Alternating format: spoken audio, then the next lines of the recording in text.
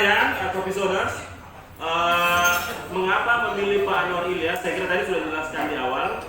Tapi yang saya kira menarik adalah bahwa banyak sekali pujian Sebrosi tentang daya juangnya sebagai bagian dari advokasi proses pemilu, advokasi untuk calegnya dan advokasi untuk bahkan calon bupati di Pak Anwar Ilyas. Bisa diceritakan juga Pak Anwar ini sampai profesi sebagai konsultan ini sebenarnya kira-kira saya punya poin saja, kira-kira dari kasus-kasus pileg ini yang paling menarik dan bisa memberi inspirasi ke kita bisa diceritakan kira-kira kalau ada. Ya, silakan.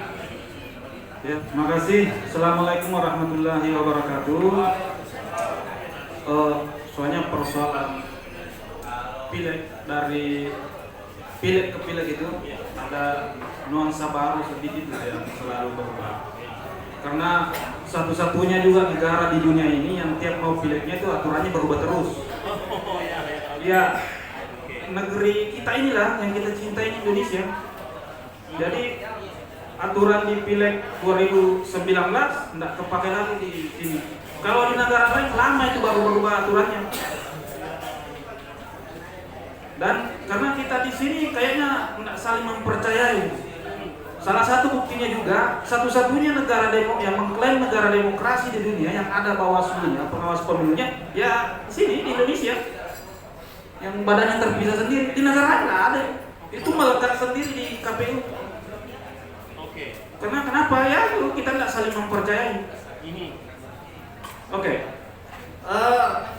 Sebenarnya kalau soal pengalaman di pileg, karena aturannya berubah, ada mungkin pengalaman di pileg lalu nggak bisa dipakai lagi, nggak cocok lagi, nggak aktual lagi, nggak update lagi ya. Misalnya contoh gini, pileg 2019 itu memberikan pengalaman yang sangat berharga buat bangsa ini, karena ada hal yang sangat mengerikan terjadi ketika ratusan petugas itu meninggal di waktu yang hampir bersamaan. Itu tidak diatur kemarin. Nah sekarang ini di negara kita ini lagi diatur ya, bahwa penghitungan suara nanti itu tidak seperti model kemarin. Akan ada 2 panel, ya. Lain yang menghitung suara untuk presiden dengan DPD, lain yang untuk DPR pusat sampai DPR kabupaten kota. Cuma nanti ini cuma PKPU-nya belum keluar ini. Janjinya KPU bulan Mei ini akan keluar itu PKPU. Sehingga kalau dari sekian peraturan KPU di situ saya yang paling menarik.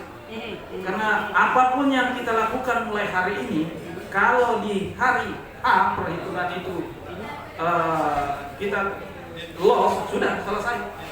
Baru cari-cari konsultan hukum untuk ya. Maksudnya orangnya atau memang ada kecenderungan kalau di pileg itu silakan berjuang sendiri. Berjuang sendiri.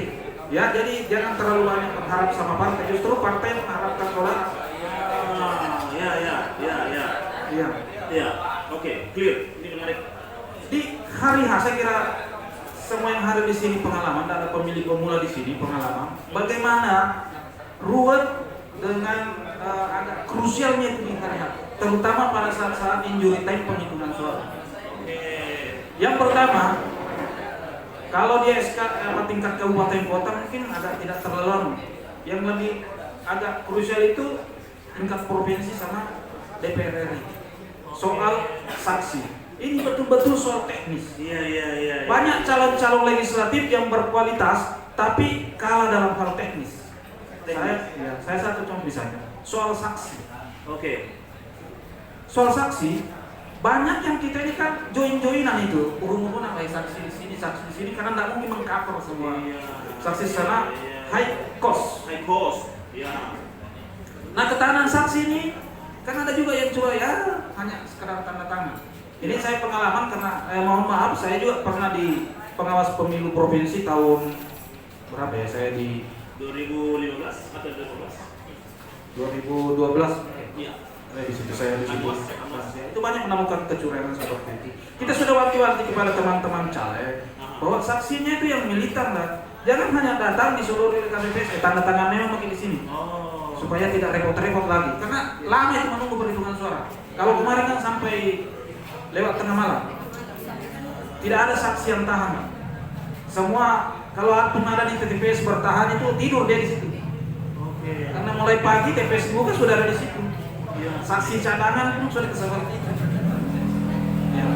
Kalau menurut interaksi kami ada satu partai yang saksinya luar biasa sekali. Ini bukan promosi ya. Iya. Tapi inilah fakta real bahwa ada satu partai yang saksinya itu ya bukan juga militan tapi dapat dipercaya lah. Dan sering waktu saya jadi pengawas pemilu maupun dalam sengketa caleg, C1 dari saksi ini biasa dijadikan rujukan. Oke. Ya, itu dari Partai Keadilan Sejahtera. Sebelum TPS dibuka sudah ada mereka. Dan dia tidak meninggalkan itu TPS sebelum ditutup dan mendapat C1 dan perhitungan suara. Dan tidak pernah kosong, mereka gantian. Sholat, makan siang ada yang ganti. Oke. Kalau saksi dari caleg partai lain, makan siang hilang. Oke. Waktu tidur siang hilang. Nanti mau tanda tangan itu baru muncul lagi. Waktu itu sistem tertutup terbuka. Ya? Waktu itu sistemnya. Ya sudah sistemnya seperti sekarang. Sekarang ya. Oke. Kalau terbuka PKS ya. Ya. PKS ya. Oke. Jadi bukan promosi ya Pak, tapi itu fakta realnya di lapangan. Saya dapatkan, mungkin ada pengalaman lain didapat oleh ibu bapak sekalian dan itu. Ya, saya juga bukan. Oke, nah selanjutnya ada kan saya bilang gini, keterpilihan seseorang itu sejalan atau selaras dengan berapa modal yang dimilikinya. Berapa modal yang dimiliki? Maksudnya apa nih? Ya karena ini caleg itu butuh kos. Ya, mulai stiker, spanduk, apa semua. Mau ambil uang dari mana kalau tidak ada modal? Kalau ada bilang caleg tidak ada keluar uangnya, ketemu saya. Ya, cerita mati itu tidak ada keluar uangnya. Ya mungkin mengeluarkan uangnya itu ada strateginya. Iya. Karena saya selalu bilang sama teman-teman begini, kalau mau memasarkan diri dari awal itu boleh, tapi pakai strategi lah. Saya kasih contoh, ya ini bisa dipakai lah. Walaupun saya sering treatment di yang biasa meminta pendapat saya. Walaupun ibu atau bapak caleg ini tidak ada di lokasi, bagaimana setiap saat bisa hadir? Oke. Caranya gampang sekali dan modalnya sedikit. Iya. Daripada ibu bapak capek keliling-keliling masuk keluar desa kampung memperkenalkan diri, belum tentu masyarakat ingat. Ini kalau yang di desa. Iya. Saya kasih contoh kemudian bahwa bagaimana caranya supaya mukanya bapak hadir terus tiap hari di kampung di desa itu, walaupun bapak ada di Jakarta atau di mana. Ya. Poster. Bukan. Poster itu hanya dilihat ya. Bukan Begitu poster. kalau sudah robek apa semua ya. Iya. Sudah dilupa mungkin juga. Oke. Ya. Mungkin misalnya ada bilang sih pertandingan domino. Iya, pada saat domino itu dilaksanakan sudah itu hilang. Efeknya tidak seperti itu. Ada satu yang mungkin bisa dibagikan juga nanti. Ini saya buka aja seperti itu. Di kampung itu ibu bapak hampir tiap hari ada kenduri, ada pernikahan, ada akikah, ada hitanan, apa semua. Ibu bapak caleg ini bisa membentuk tim yang mendeteksi semua itu. Siapkan saja amplop 50.000 atau 100.000. Dalam satu ada penelitian, saya lupa itu lembaga apa ya. Di satu kabupaten antara 50 acara sampai 100 itu di hari di sebuah kabupaten. Jadi bapak ibu sekalian hanya butuh berapa persen dari situ. Acara-acara masyarakat itu bikin amplop yang ada namanya bapak, ada fotonya bapak, ibu di situ sebagai caleg dan memperkenalkan diri. Ini, ya berapa isinya 50.000, 20.000, tidak ditentukan. Dan itu sangat dihargai di kampung. Ini artinya apa? Tiap hari bapak ada terus di kampung, walaupun tidak ada di secara fisik tidak ada. Secara fisik tidak ada. Tapi bentuk timnya, jangan amplopnya tidak sampai ke warga masyarakat. Itu ya. Apalagi kalau misalnya dia sudah tahu permintaan, wah ini toko masyarakat berpengaruh, jangan isinya 50.000, 100.000. Ini secara psikologis sama, belum duduk, ini sudah ada bantuannya. Kita real saja, ibu bapak sekalian, masyarakat kita ini banyak yang pragmatis. Oke. Kalau money politik itu susah membentuknya. Sehebat apapun peraturan undang-undang yang dibuat, susah dibentuk. Banyak triknya, banyak caranya. Yang saya tahu juga caranya, triknya itu. Karena tadi itu yang balik lagi itu di acara kedua itu bukan money politik. Bukan ya? Oh, Iya. oke. Itu pas Solo. Solo. Dan jangan kan itu nggak ada kata-kata lain aja. Muka, foto, nama, selesai. Nggak ada ajakan untuk memilih. Ya kan salah satu curug kampanye itu ada ajakan untuk memilih. Itu salah satu. Banyak ada beberapa contoh hal tapi saya tidak bisa buka, ya, karena itu nanti terjadi persaingan tidak sehat kalau sama-sama caranya. Nah, yang kemudian ibu bapak sekalian, bukti kita saling tidak mempercayai di negara ini, perhitungan suara itu kan beberapa tingkatan. Ngapain suara itu dihitung berkali-kali? Itu terus saja. Harusnya penghitungan suara cuma satu kali selesai di TPS. Ini kan dibawa lagi tuh suara dihitung di sini, dihitung di sini. Ya karena memang di dalam perjalanan itu dari TPS kemudian sampai ke rekapitulasi di KPU itu kan bisa nambah bisa kurang di situ. Bisa diintervensi. Bisa. Plester itu palsu. Ya? Plesternya palsu. Yang mantan penyelenggara itu tahu itu trik-triknya seperti itu ya. Saya juga kebetulan mantan pengawas, jadi asal pesetnya itu pelanggaran saya tahu. Ya, bagaimana caranya, apa semua yang seperti itu. Yang kemudian, kan banyak teman-teman di sini nanti suaranya hilang, baru mengadu. Iya. Sebelum suara Anda hilang, Anda perintahkan saksi saya agak kurang di sini, saksi saya minim di sini, sudah harus waspada. Iya. Tapi memang karena semua caleg ini percaya diri, malah kelewat percaya diri duduk semua. Nggak ada yang bilang saya nggak duduk, semua duduk semua. Jadi bagaimana di sini? Di sini kita sudah pegang kerai nganu, di sini kerai nganu, di sini uang, di sini deh.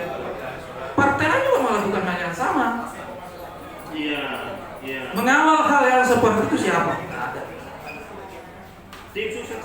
Ya, Tim sukses. ya timnya yang sukses, dia ini yang tidak sukses. Nah, kemudian ada satu hal lagi, ini ada hal memang fenomena bahwa kekuasaan di beberapa tempat itu selurus dengan suara yang bisa diperoleh. Saya ambil contoh misalnya Gerindra, bukan karena kaburnya. Misalnya ketika Bupati Sopeng ketua Gerindra, dia jadi ketua DPR di sini, karena dia gunakan kekuasaannya betul. Ya, untuk bagaimana memperoleh lumbung suara. Partai lain juga seperti itu. Kenapa?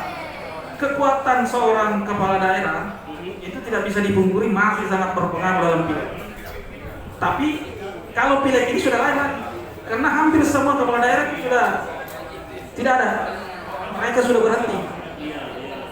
Jadi kekuasaannya sudah, itulah saya tadi bilang, lain pileg, lain situasinya, challenge-nya. Dulu kalau dia masih menjabat bupati, kepala desa, kalau dia sudah ditarget, 2.000 suara, 2.000 suara dia dapat. Bagaimanapun caranya, saya saksi mata yang seperti itu. Dia bisa mengatur, ini kau dulu ini, yang kau dulu ini, seperti itu. Ya. Camat juga seperti itu, kepala desa diperintah semua. Kalau pemilih yang mudah dimobilisasi, ini pengalamannya, ada 2 dinas itu. Dan ini terbanyak, dinas pendidikan dan dinas kesehatan. Puskesmas dan sekolah. Kalau ini rasanya saya bukan lagi ya. Kalau Anda dekat dengan kekuasaan, minta saja saya 2 dinas saja ini yang ada. Ya, guru berapa ribu, tenaga kesehatan berapa ribu, plus keluarganya. Iya, tapi itu kan Saya tidak akan bongkar semua. Saya tidak akan bongkar semua ini yang mudah-mudahan saya sudah diketahui. Masih banyak beberapa tangan cara yang beda karena beda daerah, beda perlakuannya. Dan ini kan kalau caleg itu sama pilkada nggak beda. Kalau pilkada jangan coba-coba mendukung yang namanya mobil mogok. Kalau mobil mogok pada pilkada, karena calonnya itu nggak ada potensi biar dia apa tidak bisa dapat suara. Kalau pileg beda, mobil mogok sekalipun bisa naik. Yang mobil mogok itu yang tidak kompeten. Tidak kompeten, tidak dikenal, tidak siapa ini entah dari mana. Yang penting ada uangnya. Kurang lebih satu. Kalau di pilkada mobil mogok jangan coba-coba. Oke. Ya sudah. Saya kira Si oligarki ya di daerah. Oke, Om Anwar ini menarik ya tadi tentang skeptisismenya Kak Marwan, kemudian juga bagaimana upaya-upaya memperbaiki calegnya supaya punya literasi politik, kemudian mau juga berkontribusi nyata dalam misi partai politik. Dibilang Kak Gajah tadi adalah partai politik itu idealnya dia sebagai bagian dari pendorong perubahan dan bisa memberdayakan masyarakat gitu ya, bukan malah diam ketika ada tanggapan Kak. ya. Terima kasih. Ini kan harus dilihat dari awal itu apa motivasi sebenarnya mau caleg orang. Iya ya. Ya, karena banyak yang dicerita, banyak ditemukan itu cari kerja. Salah satu ciri orang caleg cari kerja itu ketika dia caleg dia jual mobilnya, dia jual apanya, dia jual harta-hartanya. Itu cari kerja itu. Kalau macam di samping kiri kanan saya yakin tidak. Atur ini lawyer hebat di Jakarta. Ya, tidak mungkin mengembangkan profesinya hanya untuk menjadi anggota DPR. Oh, tidak mungkin lah cari kerja. Itu ya. Tadi sudah jelaskan tahu ya. Ya, oke. Terus soal janji kampanye, janji caleg. Kalau dikumpul itu janji-janji caleg semua, surga sudah kita tempatin, Pak. Ya, surga sudah kita tempatin kalau dikumpul itu janji-janji caleg. Tapi apa ini kenyataannya? Sistem pemilu kita ini ada dipilih bupati, wali kota secara langsung, DPR kabupaten, DPR provinsi, DPR RI, DPD. Kondisi kita tetap seperti ini. Terus apa yang berubah? Apa gunanya itu semua dipilih-pilih langsung itu? Ya, itu. Makanya di beberapa diskusi ada itu mantan penyelenggara, berapa saya diminta, saya malah sarankan.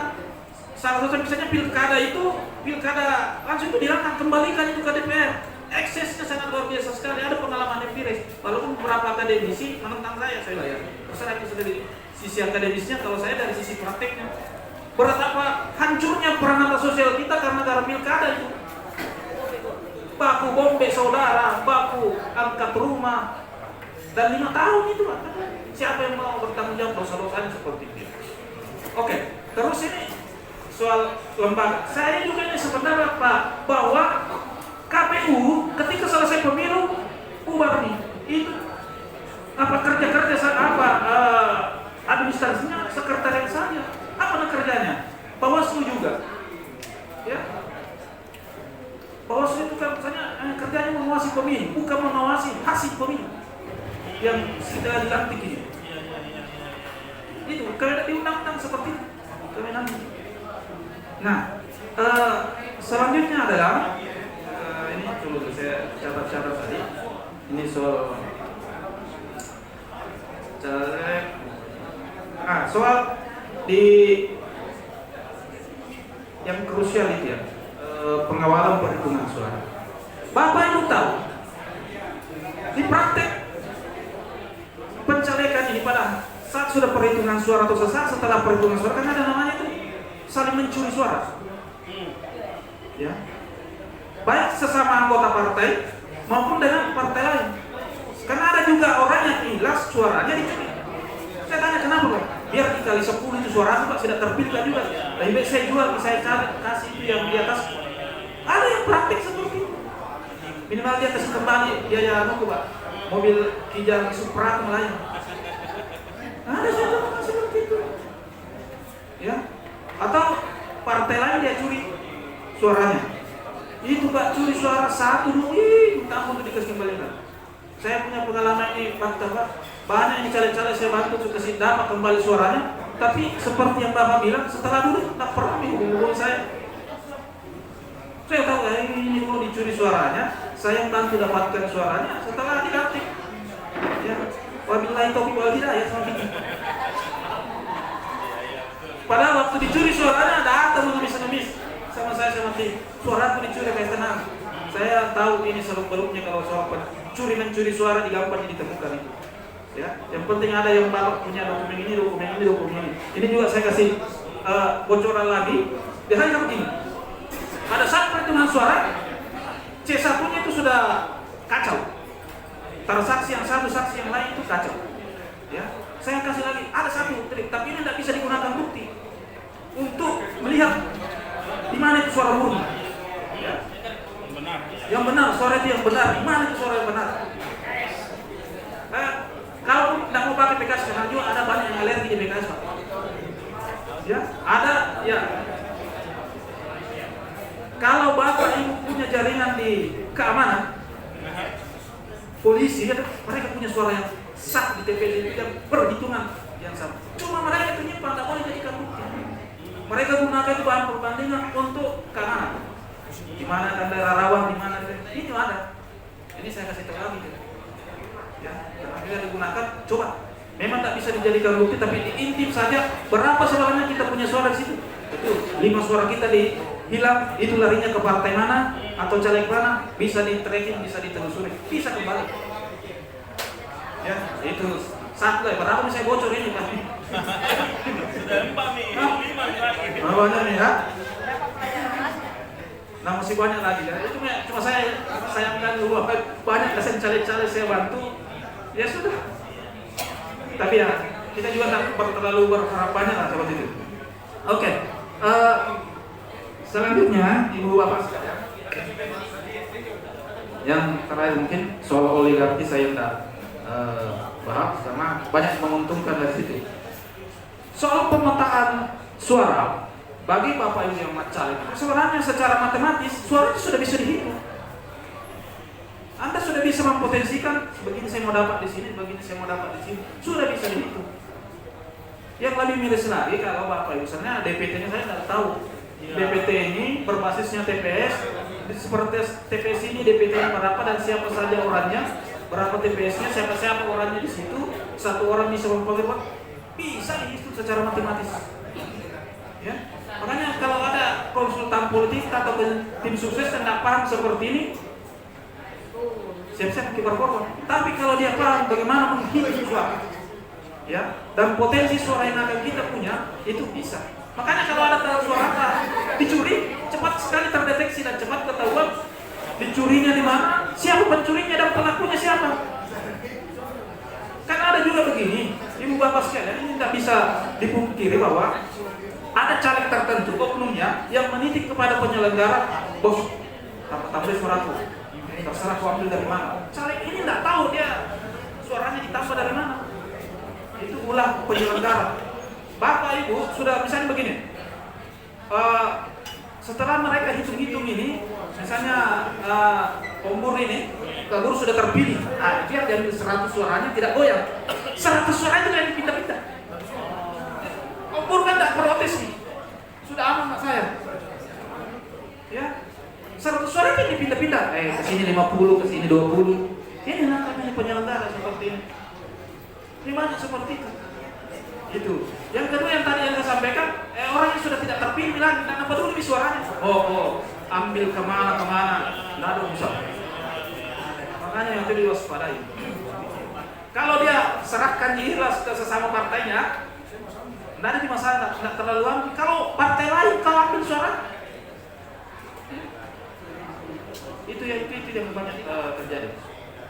Saya kira itu itu sebenarnya masih banyak. Yang tadi Pak itu tentang berharap bahwa harusnya partai politik menjadi bagian dalam meningkatkan literasi politik warga itu bagaimana ya? Kayaknya tadi kesannya gitu ya. Itu justru menjadi membentai supaya tidak maju-maju calegnya atau anggota. Kan ini kan begini, apa yang kita ambil contoh saja ini, mau minta maaf ini wakil rakyat ini kan. Sebagai itu dulu di DPR kan bukan wakil rakyat itu wakil partai. Nah itu. Apa yang diminta oleh partai itu yang diputuskan. Ya.